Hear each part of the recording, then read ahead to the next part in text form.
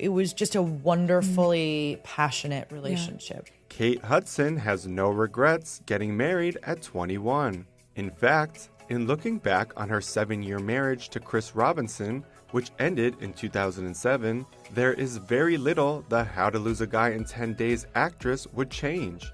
On the May 22nd episode of the Call Her Daddy podcast, Kate sits down with Alex Cooper and shares, Tell me about your first love.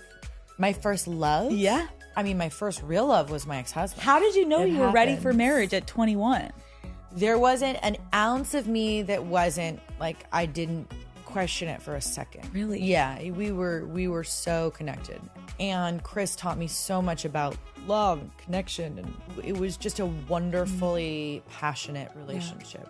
Kate shares 20-year-old son Ryder with the Black Crowes musician and notes, So your mom didn't care. She's like, Yeah, and by the way, not a mistake. I look back at my entire, life at this point, and I'm like, I actually feel like I might have gotten it right, Like, love. there's this sort of construct that we're supposed to do it a certain way, which I understand because I really believe in the unit, and I think it's what's missing right now.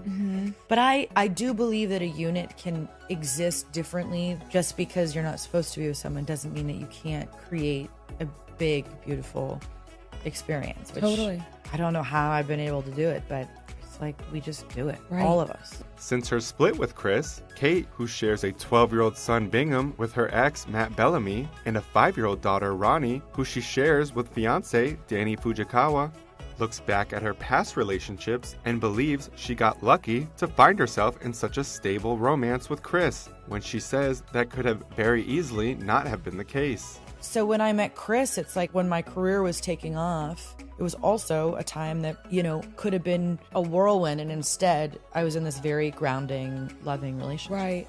Despite her past romances coming to an end, the 45-year-old believes every relationship serves its purpose at different times of your life. At the end of the day, I believe you love, someone. If you love them once, you really love them in some way forever. Even if you can't stand them, if you really loved them, if it was pure, it wasn't like coming from some place unhealthy, you'll love them through anything, maybe not romantically, but that will always be there.